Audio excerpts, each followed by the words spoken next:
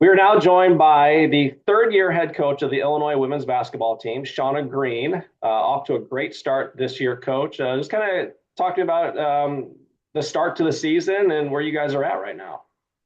Yeah, we had our first game of the season was against Florida State when they were ranked. So that was a big game for us at home, and won that game, and that kind of propelled us into the rankings. And lost a close one. It was close until it wasn't close. It was really a couple possession game until they went on a little spurt to Kentucky, who obviously is a really really good team, top 15 team in the country.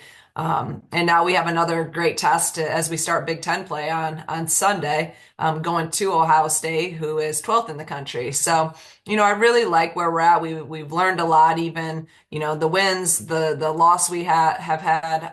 We just continue to learn and find ways for us to get better as we prepare for the main season, which is Big Ten Conference. And obviously the Big Ten this year is just incredibly deep. And I say you can play well when you get to conference and still lose. So just trying to continue to find our way and continue to get better daily. Yeah, you mentioned the Big Ten, and you look at that conference this year, and for some reason, there's what, 8 teams ranked right now in the Big Ten. You guys are ranked. Um, how do you look at the Big Ten this year, big picture wise, be like, wow, we were good last year, and then you add these teams in like a UCLA and USC and all these teams. It's like you're even better this year as a conference, don't you think?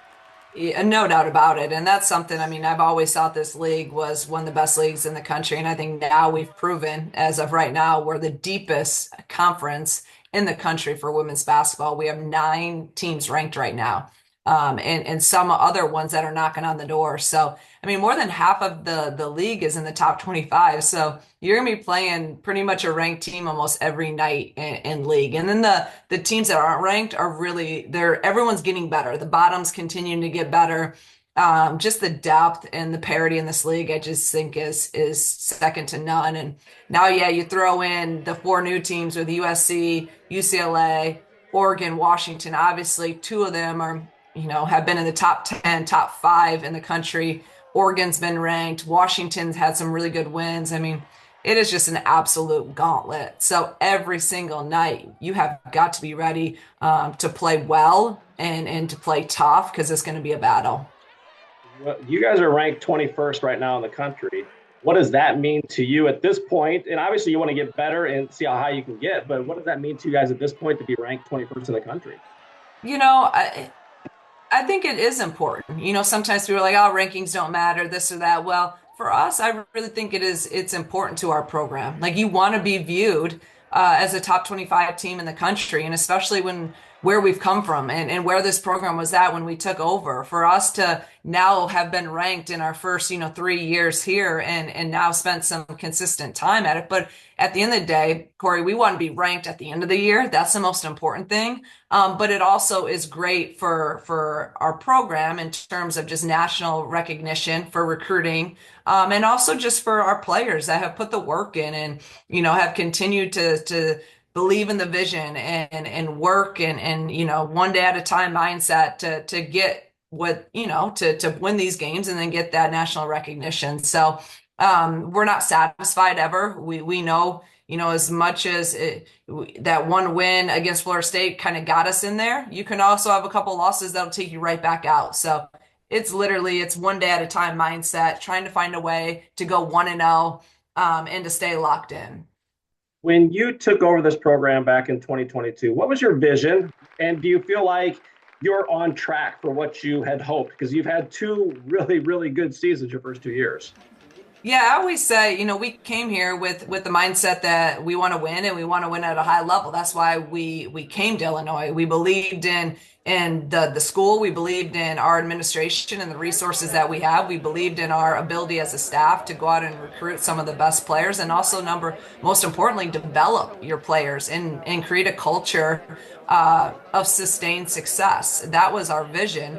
I really, and I've said this multiple times, I think maybe we and we're a little bit faster. I didn't necessarily think that we'd make an NCAA tournament in our first year here. And I thought maybe last year and this year could have flipped a little bit, but it is what it is. And I always said we'll be good when we're good, and we got good pretty quickly. But now when you have expectations and you have more pressure, as a program, just learning how to deal with that, learning how to, have consistency in your approach, all those are things, part of building, again, a successful program. So I think, I never put a timeline on anything when you take a job.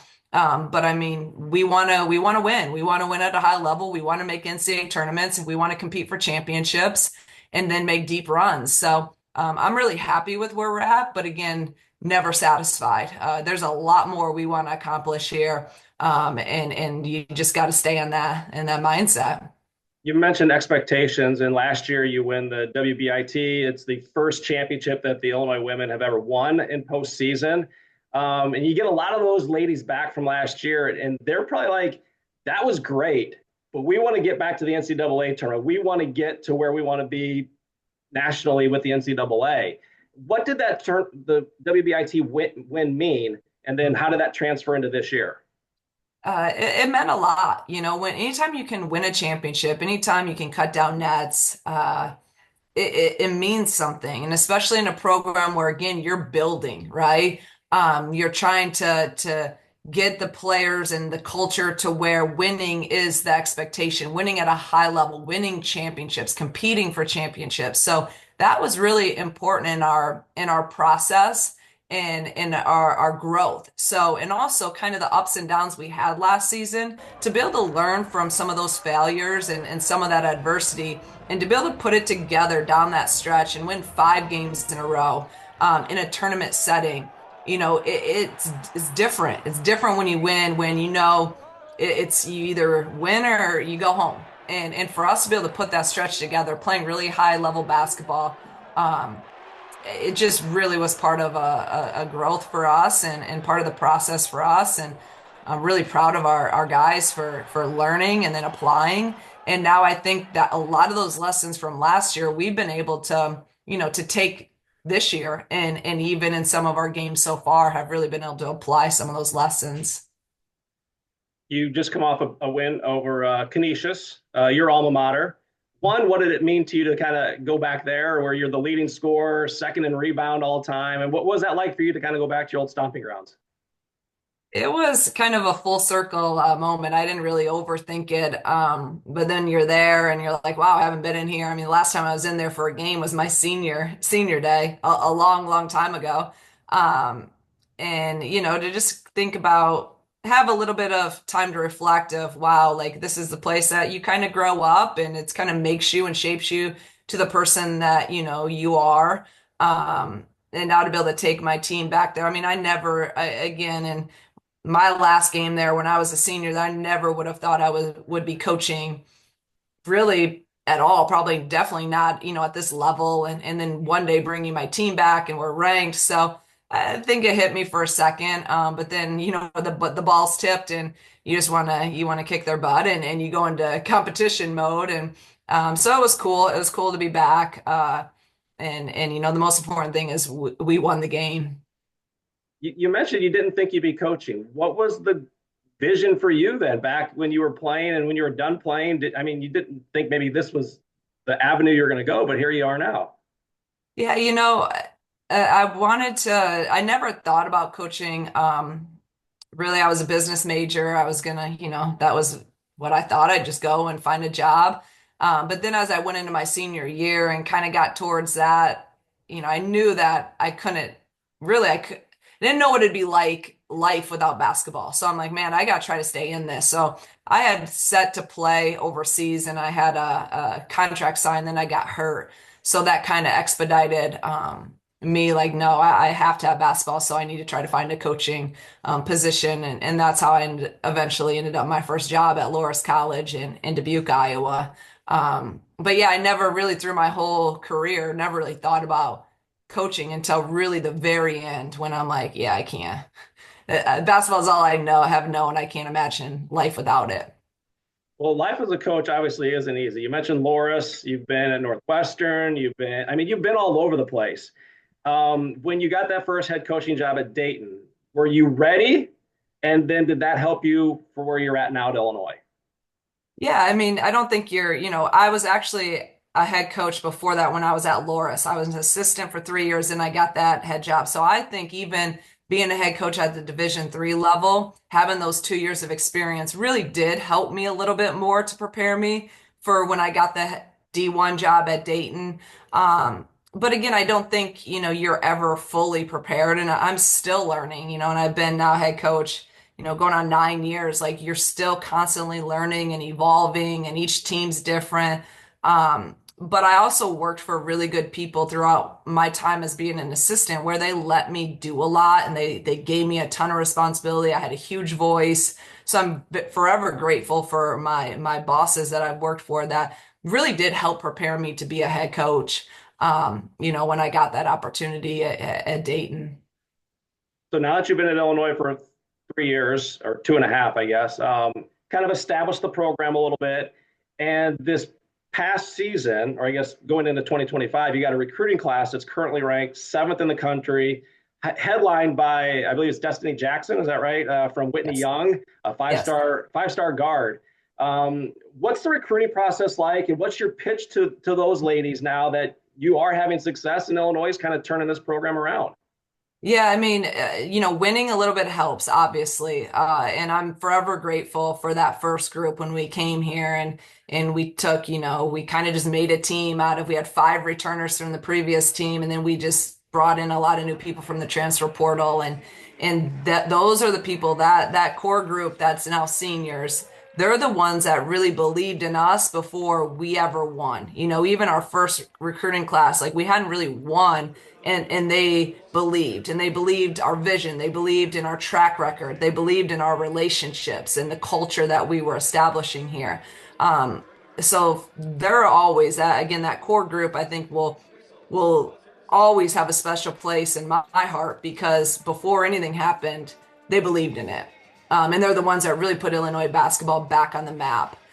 So now you win a little bit, and now, we had relationships, and we're a staff that, I mean, I think I have the best staff in the country. They're all elite recruiters, they're elite relationship builders. And our core value and how we want this culture to be is relationships. We talk about family all the time, but that's built on genuine relationships. So in recruiting, that's where we're at. That's the core of us. We recruit these kids for a long time. We really get to know them, what they're about, and there's a trust there. And then you put winning, and then the resources we have here, our facility, our practice facility is one of the best in the country. The Big Ten. Now we can start getting, some of these kids to say, hey, I want to go to Illinois instead of, some of these other big time schools. And now we can start doing some really special things. You have had a crowd over the past couple of years that has grown as Mhm. far as people coming out to watch women's basketball. I think you've been in the top five the past couple of years for attendance. What does that mean to you, and how do you hope that continues to grow for the ladies down there? Yeah, we have to have it. If we're going to sustain success in our program, you have to have the support and the fans, and the community behind you. And the growth that we've had in 2.5 years has been unbelievable. But again, I'm not satisfied. Like, I appreciate it. I'm grateful. But if you look around the Big Ten, you look at Iowa, you look at Indiana, you look at a lot of these places, I mean, they're selling out. They're having consistent sellouts. They're having consistent 8 to 10,000 people every night. And so those are my goals and vision, where, at State Farm Center, yeah, it holds a lot. I don't expect to sell it every night. I don't expect 16,000, but if we can get it to where we're getting 8,000 a night, 6 to 8,000, that's really, really good. And that creates a great environment for us here in our facility, and a great home court advantage, because that's what it's about. If you can, in this league now, with how competitive it is, if you can just take care of your home court and then, sneak out one or, a few on the road, I mean, you're going to be really set up to have a good position to get in NCAA tournaments and to compete for championships. Where do you think the state of women's basketball is right now? Obviously, last year it hit a peak when you've got a Caitlin Clark and Angel Reese, Juju, you've got Kiki. There's so many names out there now, and they're probably more household names than some of the men are. Where do you Yeah. feel like the state of women's basketball is? I think it's at probably the highest level it's ever been in my lifetime. So it's at a high level of interest, of, just talent level. You're seeing sellouts everywhere. We never saw that before. It just like the amount of attention it's getting on a national level. You look at the Final Fours and the viewership, the attendance on that, the sellouts, the highest viewership, we've had ever. We had more viewers, I think, for the Final Four than the men's Final Four had. It's just, and now you look, it's carrying over in the WNBA as well. The sellouts they're having, and it's at an all-time high. The talent level is just, there's so much more parity in the women's game now. So it's just a great time. There's a great buzz about the game right now, and we just need people to continue to keep coming out, and it's a good product. You watch it, it's fun basketball. It's really good basketball. Let me ask you a little bit about your hometown of Clinton. Obviously, growing up there, playing in the MAC. Mhm. What was the MAC like when you played? It's funny because a lot of the really good schools back then, now they're not having, you can kind of see some of the like, some are good, some aren't as good. But it was a great conference. When I was playing, it was super competitive. We had a lot of really good players on the basketball side, and I also played volleyball. It was just a high level conference and a high level of talent and competition. We were fortunate. We had some good years. I think still our team at Clinton was the only team so far that's ever made state tournament in Clinton girls basketball history. So I just have a ton of respect for the league, and it's been fun even, last year going back and seeing some MAC games when we were recruiting Divine. And being, just in the league and seeing some of the old stomping grounds. So just a ton of respect for it, and we'll continue to recruit it as hard as we can if there's players that fit what we're doing and are gonna would be able to help us here. Or how important is that, the Quad City area, to what you want to have down at Illinois and the success there? Because obviously, the local girls here mean viewers for you. Yes. No, I think and again, that's why we've recruited it, since we got here. If there's a kid that we, again, think has the ability to help us, we're going to recruit them at a high level. We spent a lot of time down there in the last couple of years recruiting, obviously recruiting Divine, and we'll just continue to recruit that area because it's close enough. Like, yeah, I know Iowa. If you're an Iowa kid in the Quad Cities, like that's probably your dream to go to Iowa, but sometimes it's not, and sometimes that's not the right fit. And then obviously, if you're in the Illinois side of it, that's our home state. So we'll continue to recruit all over that we need. Got to try to keep our home state and the top players in Illinois. But yeah, I'm still searching to get that first Iowa kid to play for me because I obviously being from there and I've never had an Iowa kid. So now that we're close enough, we're going to recruit it hard. Do you get back often? And when you go back, where's your favorite places to go? In Clinton? Yeah, how about Clinton?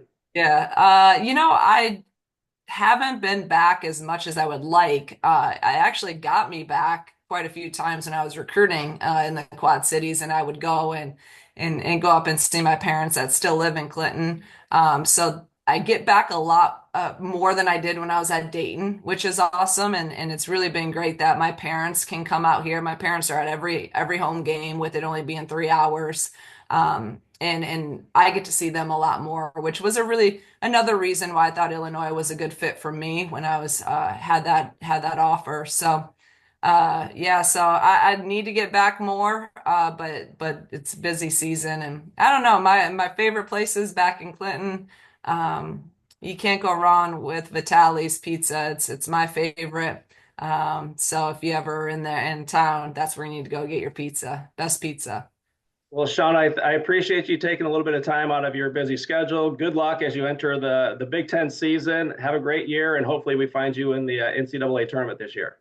Thank you so much for having me. I appreciate it.